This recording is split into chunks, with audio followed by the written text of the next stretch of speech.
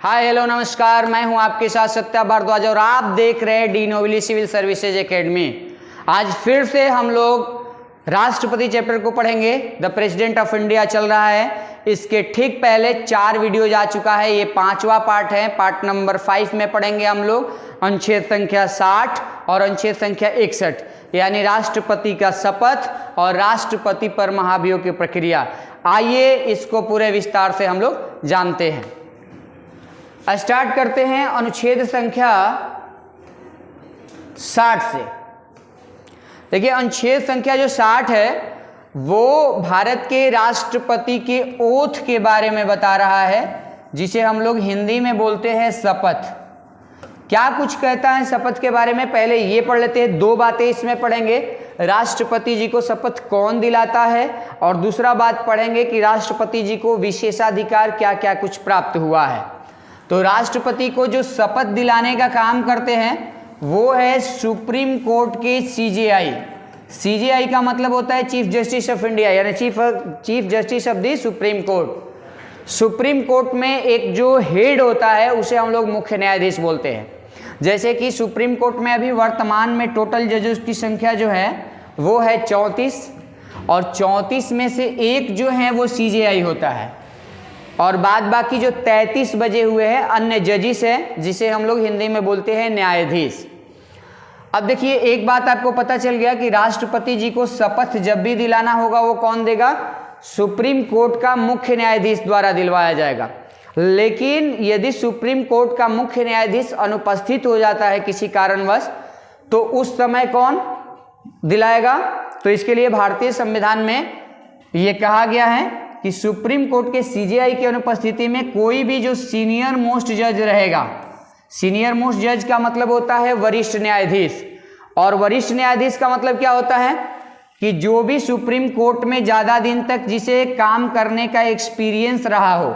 Supreme court में number 1, number 2, number 3 ऐसे करके रैंक बनाया रहता है, तो उसमें से देख लिया जाएगा जो सबसे सीनियर मोस्ट हो वो राष्ट्रपति को शपथ दिला सकता है। तो इतना बात क्लियर हो गया। अब हम लोग चलते हैं शपथ के बाद हम देखते हैं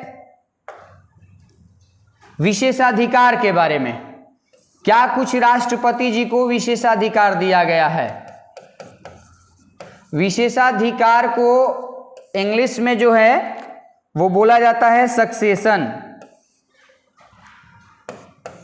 सक्सेशन का मतलब होता है विशेषाधिकार, और यदि अपनी भाषा में हम बात करें तो इसे हम बोलेंगे कि छूट। क्या कुछ छूट मिला हुआ है?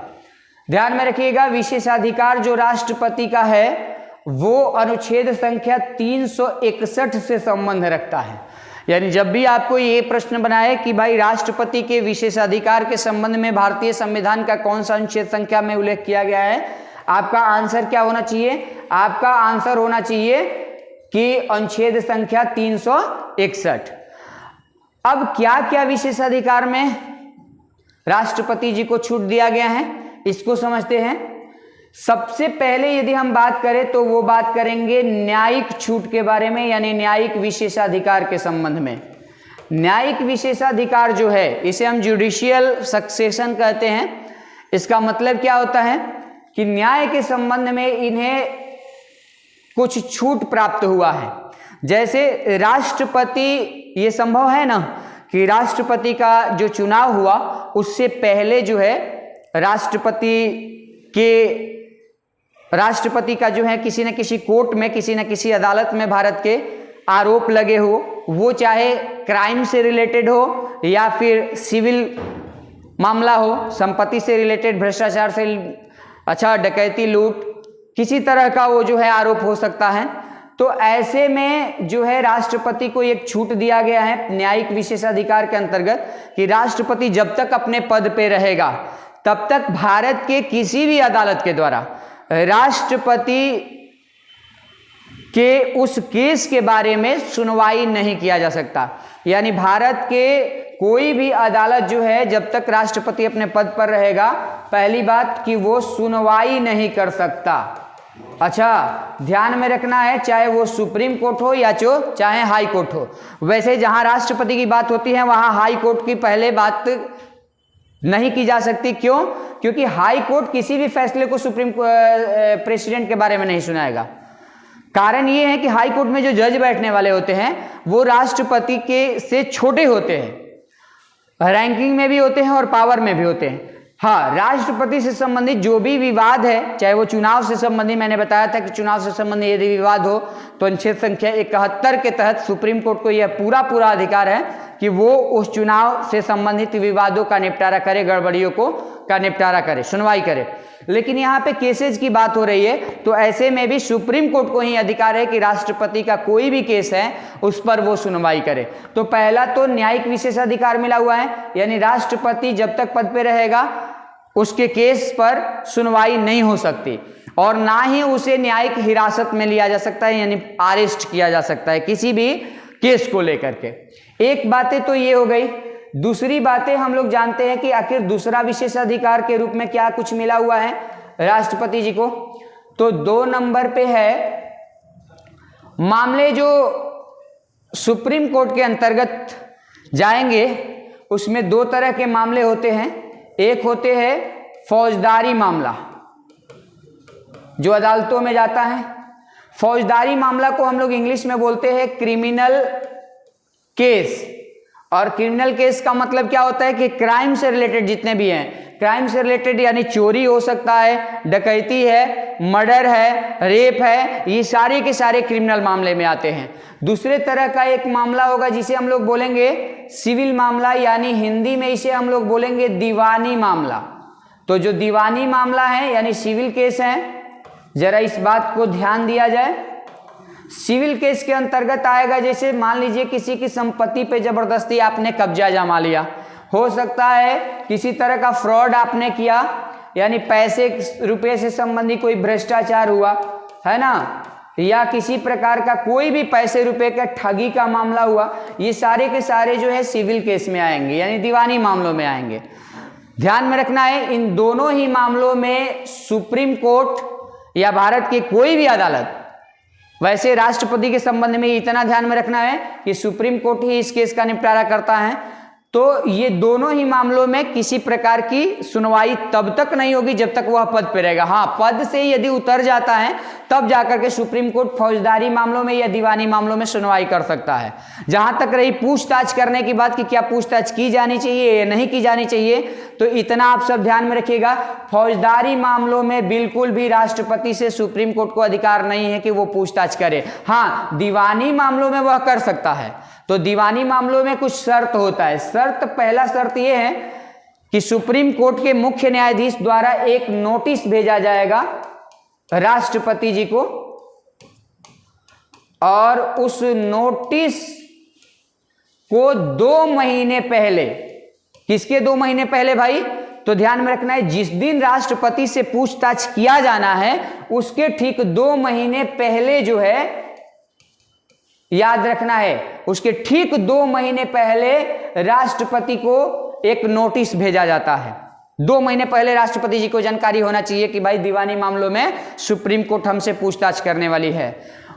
एक शर्त होता है कि वो नोटिस जो है, उस नोटिस में 3 बातें जरूर शामिल होना चाहिए। वो तीनों बातें यदि नहीं है तो राष्ट्रपति सुप्रीम कोर्ट के पूछताछ के लिए राष्ट्रपति सुप्रीम कोर्ट में नहीं जा सकता। वो कौन कौन सी बातें हैं? पहला कि दीवानी मामला यानी संपत्ति से रिलेटेड है, भ्रष्टाचार या ठगी का मामला है, तो आखिर किसने ये केस दायर किया है, उस व्यक्ति का नाम क्या है।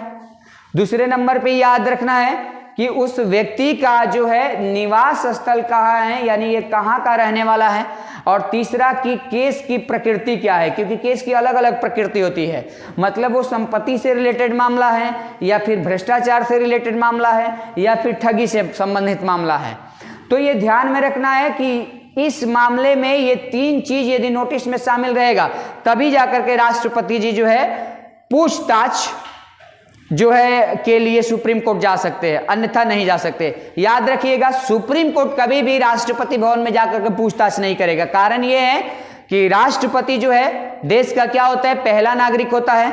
और एक बात है, इससे पहले वाले वीडियो में आप लोग देखिएगा, हम बताए होंगे अनुच्छेद संख्या 129 जो सुप्रीम कोर्ट से संबंध रखता है, साफ शब्दों में 29(1) में लिखा गया है कि भारत के जितने भी नागरिक है, और जितने भी नागरिक का मतलब क्या है कि सभी नागरिक, तो भारत के सभी नागरिकों पर जो है सुप्रीम कोर्ट द्वारा कोई भी निर्णय लिया जाता है, एससी द्वारा कोई भी निर्णय लिया जाता है तो वो जो है वो भारत के सभी नागरिकों पर मान्य होगा, सभी नागरिकों पर लागू होगा, और सुप्रीम कोर्ट के निर्देश का पालन भारत के सभी नागरिकों को करना होगा।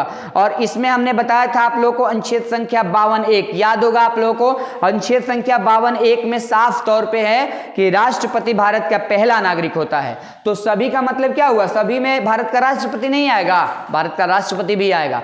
याद रखना है, भारत के राष्ट्रपति को भी सुप्रीम कोर्ट के दिशा निर्देश का पालन करना होता है। राष्ट्रपति रैंकिंग में सुप्रीम कोर्ट के मुख्य न्यायाधीश से बड़ा है, लेकिन जहां तक शक्तियों की बात है उसमें जो है सुप्रीम कोर्ट से वो बड़ा नहीं है। एक और भी बातें क्लियर मैं कर देना चाहता हूं यहां पे कि फौजदारी और दीवानी दोनों तरह का जो केस है, इन दोनों मामलों में राष्ट्रपति की सुनवाई किसी अदालत के द्वारा नहीं की जाएगी, केवल पूछताछ की जाएगी, वो भी दीवानी मामलों में। इतना बात आप लोग ध्यान में रखिएगा। थोड़ा सा जो है इसे तेज पढ़ाना पड़ रहा है, वो इसलिए ताकि जो है वीडियो बहुत लंबा बन जा रहा है। आप लोगों को कहीं दिक्कत परेशानी हो तो आगे पीछे करके जरूर देख लीजिएगा, और बाद बाकी यदि किसी प्रकार का कोई दिक्कत है तो आप कमेंट बॉक्स में जरूर लिखिएगा। चलिए, ये हम लोगों ने पढ़ लिया राष्ट्रपति का विशेषाधिकार, यानी राष्ट्रपति पद पे रहते हुए अरेस्ट नहीं हो सकता, राष्ट्रपति के खिलाफ किसी प्रकार की कोई अदालत द्वारा सुनवाई नहीं की जा सकती, चाहे वो केस कितना भी जो है वो फौजदारी मामला हो या दीवानी मामला हो। अब हम लोग आते हैं अनुच्छेद संख्या 61 पे। ध्यान में रखिएगा, ये बहुत ही मोस्ट इंपॉर्टेंट जो है अनुच्छेद है सभी एग्जाम के लिए, चाहे आप यूपीएससी का प्रिपरेशन कर रहे हैं या चपरासी का कर रहे हैं या जनरल कंपटीशन का या बीपीएससी का, किसी भी एग्जाम में ये क्वेश्चन यहां से जरूर उठाता है, इसलिए ध्यान में रखने वाली बात है। अनुच्छेद संख्या 61 क्या कहता है? अनुच्छेद संख्या 61 भाई डिटेल में समझते हैं। अनुच्छेद संख्या 61 जो है राष्ट्रपति को हटाने की बात कहता है, और ये किस भाग में आता है? तो भाग संख्या आता है 5। उस दिन ही बताए थे अनुच्छेद संख्या 52 से लेकर के अनुच्छेद संख्या 151 के बीच जो भी आर्टिकल आपको मिले, आपका डायरेक्ट आंसर क्या होना चाहिए? तो भाग संख्या 5 में आएगा। इतना बात ध्यान में रखना है। अब हम लोग इस 2-4 बातें और भी पढ़ते हैं। इसमें 10 तरह के टोटल क्वेश्चन बनाए जाते हैं। आपको सभी तरह के क्वेश्चन टेकअप करने के जो है हम योग्य बना देंगे, बस इसे ध्यान से देखिए। भाग संख्या 5 में राष्ट्रपति को हटाने के बारे में बात कही गई है। अनुच्छेद संख्या कौन सा होगा? 61। क्या कहा गया भाई कि राष्ट्रपति को जो हटाने वाली प्रक्रिया है उसको हम लोग बोलते हैं महाभियोग। इंग्लिश में यदि बोले तो हम लोग बोलेंगे इम्पीचमेंट। इम्पीचमेंट का मतलब होता है महाभियोग। एक बात ध्यान में रखना है, इम्पीचमेंट जब भी लाया जाएगा, महाभियोग प्रस्ताव जब भी लाया जाएगा, तब भारत के संसद में ही लाया जाएगा। और जैसे ही हम कहते हैं कि संसद, इसका ये मतलब होता है कि उसमें लोकसभा और राज्यसभा दोनों ही सदन में, यानी राष्ट्रपति को पर जब भी महाभियोग प्रस्ताव लाया जाएगा तो वो कहां पे लाया जाएगा? संसद में। लोकसभा में भी लाया जा सकता है, राज्यसभा में भी लाया जा सकता है। ऐसा नहीं है कि लोकसभा में लाया जाएगा राज्यसभा में नहीं लाया जाएगा, या राज्यसभा में लाया जाएगा पहले और फिर जाकर के बाद में लोकसभा में लाया जाएगा। ऐसा भारतीय संविधान में कुछ भी नहीं कहा गया है। किसी में भी पहले जो है महाभियोग प्रस्ताव को रखा जा सकता है। अब ध्यान में रखिएगा, महाभियोग प्रस्ताव क्या होता है भाई? तो प्रस्ताव आप लोगों को इससे पहले रेजोल्यूशन के बारे में बताया है, यानी राष्ट्रपति जी को जो हटाना है तो हटाने के कारण क्या है उसे लिखित रूप से एक पन्ना होता है जिसे सभी राज्यसभा और लोकसभा के सभी मेंबर को उपलब्ध कराया जाता है कि भाई इस पर विचार कीजिए, राष्ट्रपति को हटाया जाना चाहिए या नहीं हटाया जाना चाहिए। तो ध्यान में रखिएगा। अच्छा, अब बातें हैं कि राष्ट्रपति को किन कारणों से हटाया जा सकता है। याद रखिएगा, राष्ट्रपति को छोड़ करके भारत में जितने भी संवैधानिक पद है, चाहे उपराष्ट्रपति का हो या फिर प्रधानमंत्री का हो या कोई मंत्री का हो, सांसद का हो, किसी को भी जब हटाना होगा, हालांकि सब पे जो है वो सभी को संसद के द्वारा नहीं हटाया जाता, इतना जरूर ध्यान में रखिएगा, उन पे जो मामला होगा कदाचार के मामलों में, भ्रष्टाचार के मामलों में, दिवालियेपन के मामलों में हटाया तो जा सकता है, लेकिन राष्ट्रपति पर कदाचार, दिवालियेपन और भ्रष्टाचार का मामला नहीं बनेगा। राष्ट्रपति को जब भी हटाया जाएगा सिर्फ और सिर्फ एक कारणों से राष्ट्रपति को हटाया जा सकता है, और वो कारण क्या है? वो कारण है संविधान का अतिक्रमण करने पर। संविधान का अतिक्रमण, अतिक्रमण का मतलब होता है उल्लंघन, यानी वायलेशन ऑफ द कॉन्स्टिट्यूशन का मामला बने। ध्यान में रखना है, वायलेशन ऑफ द कॉन्स्टिट्यूशन यानी संविधान का जब अतिक्रमण करेगा, संविधान के नियम कानून के अनुसार राष्ट्रपति नहीं चलेगा, उसके ठीक उल्टा काम करेगा, तब जाकर के कोई सांसद के द्वारा संसद में जो है महाभियोग प्रस्ताव लाया जा सकता है। अच्छा, एक और भी बातें क्लियर कर दिया, आपको पता चल गया कि भाई संविधान के नियमों का उल्लंघन करने पर ही राष्ट्रपति पर महाभियोग चलाया जाएगा।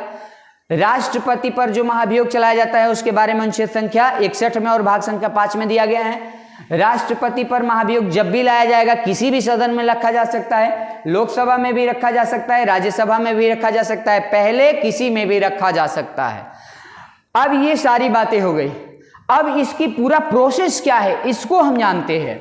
प्रोसेस है स्टेप नंबर 1, यानी सबसे पहले जब लोकसभा या राज्यसभा में रखा जाएगा तो चर्चा होगी ना, तो चर्चा ध्यान में रखिएगा, चर्चा करने के ठीक 14 दिन पहले, जिस दिन संसद में महाभियोग प्रस्ताव पे चर्चा होगी लोकसभा और राज्यसभा में, उसके ठीक 14 दिन पहले जो है वो राष्ट्रपति को एक नोटिस दिया जाएगा। नोटिस किसको दिया जाएगा भाई? तो राष्ट्रपति को, पीडेंट यानी प्रेसिडेंट को दिया जाएगा। ठीक है, एक बातें क्लियर है, जो नोटिस दिया जाएगा वो किसके द्वारा दिया जाएगा? संसद के द्वारा, वो लोकसभा के द्वारा और राज्यसभा दोनों की सहमति के द्वारा दिया जाएगा। याद रखना है, प्रश्न ऐसे बना सकता है कि लोकसभा के द्वारा दिया जाएगा, राज्यसभा के द्वारा, या दोनों के द्वारा, या इनमें से कोई नहीं। आपका आंसर क्या होगा? दोनों की सहमति के द्वारा। अब स्टेप नंबर 1 क्या कहता है कि भाई नोटिस भेजने के लिए ये देखना होगा कि लोकसभा में जो टोटल मेंबर है, देखिए टोटल, टीएम का मतलब होता है टोटल मेंबर, और टोटल मेंबर का मतलब क्या होता है? यहां पे ऐसे लिख दे रहे हैं एल और फिर जाकर के लिख दे रहे हैं टीएम, तो एलटीएम का मतलब क्या हो गया कि लोकसभा का टोटल मेंबर, और टोटल मेंबर का 1/4 हिस्सा देखा जाएगा। लोकसभा के टोटल मेंबर का 1/4 हिस्सा सांसदों से साइन करवा लिया जाएगा। लोकसभा राज्यसभा में जो बैठने वाले होते हैं कौन होते हैं? सांसद होते हैं, एमपी, मेंबर ऑफ पार्लियामेंट। कितना होगा? गणित मिलाया जाए, गणित मिलाया जाए तो होगा लोकसभा के टोटल मेंबर अभी है 543, 2 एंग्लो इंडियन वाला हट गया है, आप लोग को अपडेट हम कर दें, और 543 का 1/4 हम करेंगे तो ध्यान में रखिएगा, आप लोग करके देख लीजिएगा कितना आएगा। 136 आएगा, यानी 136 सांसदों से जो है लोकसभा से साइन करवा लिया जाता है। अब ये आंकड़ा मैंने ऐसे क्यों करवाया? ऐसे इसलिए करवाया क्योंकि प्रश्न बना देता है कि भाई लोकसभा के कुल सदस्यों का जो है कितना होना चाहिए राष्ट्रपति को नोटिस, महाभियोग प्रस्ताव का नोटिस भेजने के लिए। तो हो सकता है कि 2/3, 1/3, 1/4 और इनमें से कोई नहीं ऐसे देगा, तो 1/4 देगा तो 1/4 हिस्सा तो आप कर ही दीजिएगा ये वाला। लेकिन यदि आंकड़ा में दे दे कि लोकसभा से कुल कितने सांसद हस्ताक्षर करेंगे नोटिस भेजने के लिए, याद रखना है 135, 36, 37, इनमें से कोई नहीं, आंसर होगा 136। अब आते हैं हम लोग राज्यसभा के बारे में देखते हैं। राज्यसभा में अब ये लोकसभा से जैसे ही पास होगा ये राज्यसभा में जाएगा। यदि राज्यसभा में पहले रखा गया होता तो उसके कुल मेंबर का 1/4 करवा करके फिर पास करवा करके लोकसभा में हम भेज देते। राज्यसभा का टीएम यानी टोटल मेंबर का 1/4 कीजिए। 245 सदस्य राज्यसभा में टोटल मेंबर है, और ध्यान में रखिए यहाँ पे निर्वाचित नहीं कह रहा मैं, राष्ट्रपति के चुनाव में निर्वाचित लोग केवल भाग लेते हैं, मनोनीत नहीं लेते। लेकिन इसमें क्या है, इसमें सभी मेंबर भाग लेते हैं हटाने वाली प्रक्रिया में। तो 245 और 245 का 1/4 जो होगा वो कितना हो जाएगा? 62, यानी 62 सांसद पॉइंट में आएगा, लेकिन पॉइंट में आदमी को, सांसदों को नहीं रखा जा सकता, 61 पॉइंट कुछ। तो 62 को सांसद जब राज्यसभा से करेगा और 136 को लोकसभा से, तो दोनों से पास कहा जाएगा। जब दोनों से पास हो जाएगा तब जाकर के उस नोटिस को राष्ट्रपति के पास भेजा जाएगा। ये पहले स्टेप में किया जाएगा और वो भी कितने दिन पहले, संसद में चर्चा होने के ठीक 14 दिन पहले। तो ये स्टेप नंबर 1 रहा। अब हम चलते हैं स्टेप नंबर 2 पे। क्या किया जाएगा? जैसे ही नोटिस जाएगा, यदि राष्ट्रपति को बुलाया भी जा सकता है, लोकसभा के द्वारा भी बुलाया जा सकता है, राज्यसभा के द्वारा भी बुलाया जा सकता है। और ये जरूरी नहीं है कि राष्ट्रपति खुद आए माने पूछताछ के लिए, वो अपने किसी अधीनस्थ अधिकारियों के माध्यम से भी अपनी बातों को संसद में रखवा सकता है।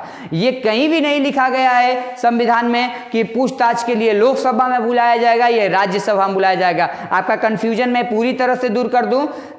संसद के किसी भी सदन में राष्ट्रपति को पूछताछ के लिए बुलाया जा सकता है। राष्ट्रपति खुद आए ये जरूरी नहीं है, वो किसी भी अधीनस्थ अपने अधिकारियों को संसद में भेज सकता है अपनी बात रखने के लिए पूछताछ के दौरान। ध्यान में रखिएगा, एक बात है ये भी हुई। अच्छा, वो एक जांच कमेटी बनती है, जांच कमेटी के सामने भी उनको उपस्थित किया जा सकता है। राष्ट्रपति को हटाने के लिए जो जांच समिति बनती है जांच करवाने के लिए, उसे हम लोग बोलते हैं संसदीय जांच समिति। संसदीय जांच समिति, पार्लियामेंट्री इन्वेस्टिगेशन कमिटी, PIC बोलते हैं, पार्लियामेंट्री इन्वेस्टिगेशन कमिटी। क्या जांच करेगी भाई? कि जो आरोप लगाया गया है संविधान के अतिक्रमण का राष्ट्रपति पर, वो असल मायने में वैध है या अवैध है, यानी गलत है या फिर सही है या फिर गलत है। यदि संसदीय जांच समिति रिपोर्ट किसको देगी? वो लोकसभा के स्पीकर को देगी, राज्यसभा के चेयरमैन जो सभापति होते हैं उपराष्ट्रपति जी, उनको देगी। तो संसदीय जांच समिति ने यदि अपनी जांच में ये पाया कि राष्ट्रपति पे जो आरोप लगाया गया है संविधान के उल्लंघन मामले का वो निराधार है, तो वहीं पे जो है लोकसभा के स्पीकर जैसे ही जाएगा उनके पास ये रिपोर्ट, लोकसभा के स्पीकर को यह अधिकार है कि वो रिपोर्ट को उसको खारिज कर, महाभियोग प्रस्ताव को खारिज कर दे। जब लोकसभा में महाभियोग प्रस्ताव खारिज हो जाएगा तो राज्यसभा में जाएगा ही नहीं। और मान लीजिए संसदीय जांच समिति ने राज्यसभा के चेयरमैन को भेजा, तो राज्यसभा के सभापति को भी यह अधिकार है कि वो यदि मान लीजिए बोला कि निराधार है तो वो महाभियोग प्रस्ताव को खत्म कर सकता है। लेकिन यदि संसदीय जांच समिति अपने जांच में पाती है कि रियल में जो है राष्ट्रपति द्वारा संविधान के नियमों कानूनों का उल्लंघन किया गया है, तब ये अब अगला स्टेप आगे आएगा।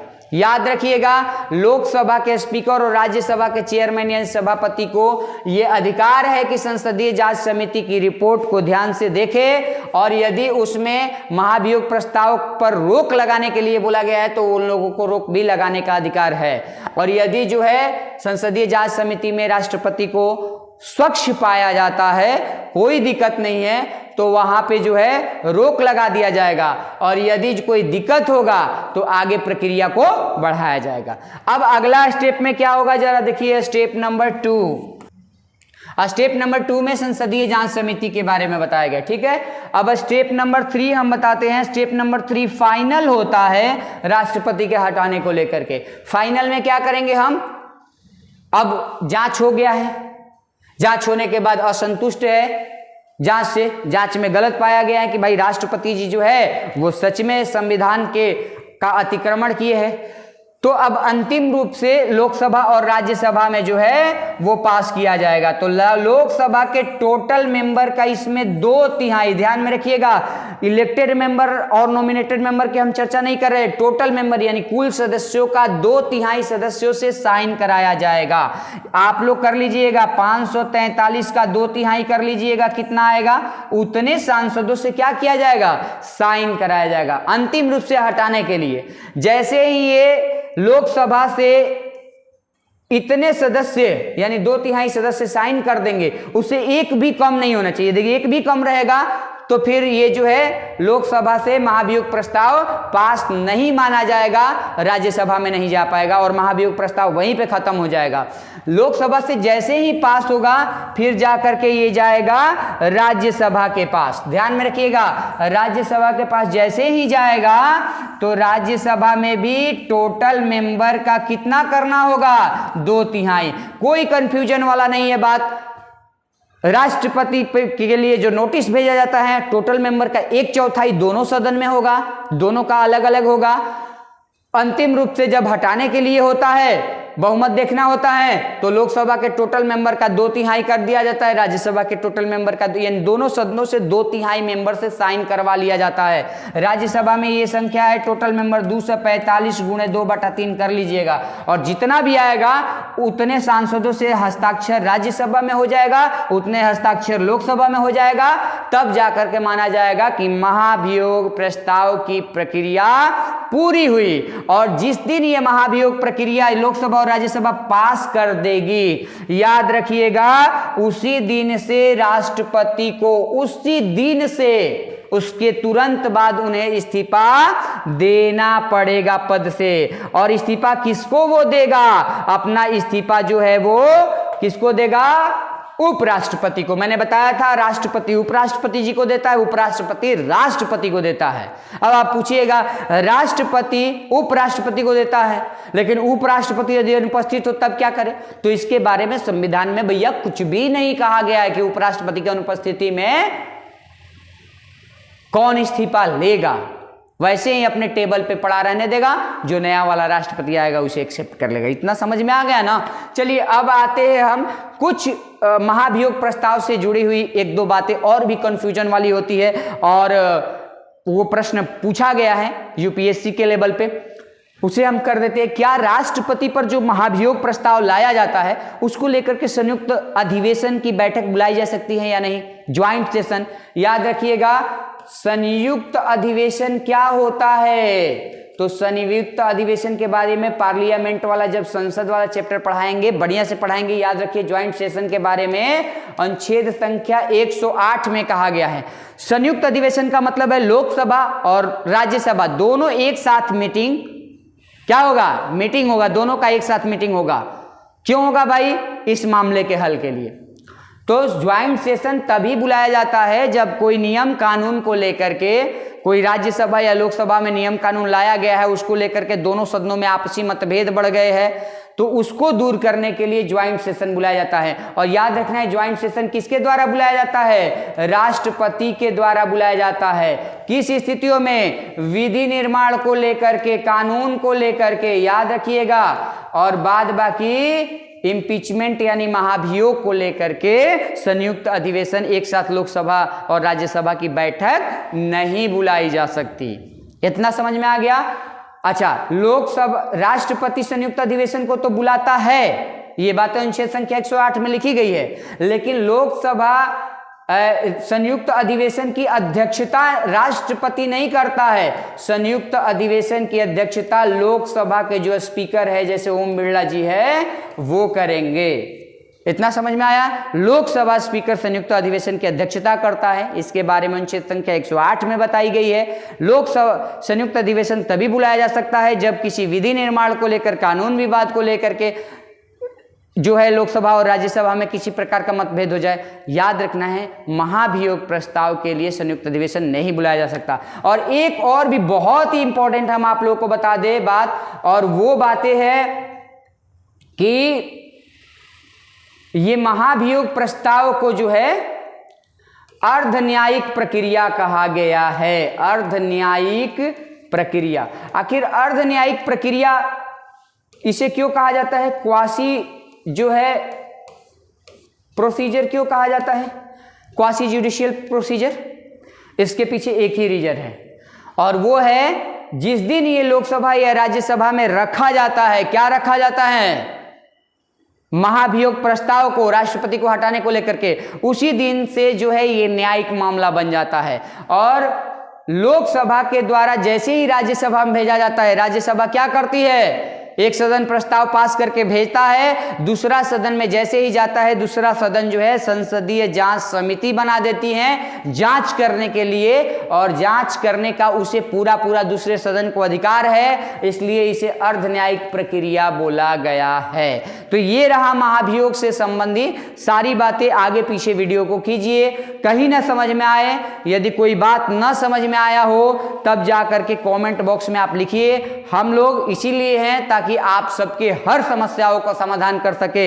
आप सब वीडियो को देखने के लिए धन्यवाद। लाइक, शेयर और सब्सक्राइब जम के कीजिए ताकि हम लोग को मोटिवेशन मिले और हम लोग आप सभी लोगों को, जितने भी कॉम्पिटिटिव एग्जाम की तैयारी करने वाले लोग हैं, उन सभी लोगों को जो है अच्छे से अच्छे जो है कंटेंट प्रोवाइड कर सके ताकि एग्जाम निकालना बहुत ही आसान हो जाए। याद रखिएगा, संविधान हम पढ़ा रहे हैं और भारतीय संविधान किसी परीक्षा तक सीमित नहीं है, इसे घर घर पहुंचाया जाना चाहिए ताकि संविधान, नियम, कानून की जानकारी सभी लोगों को हो सके।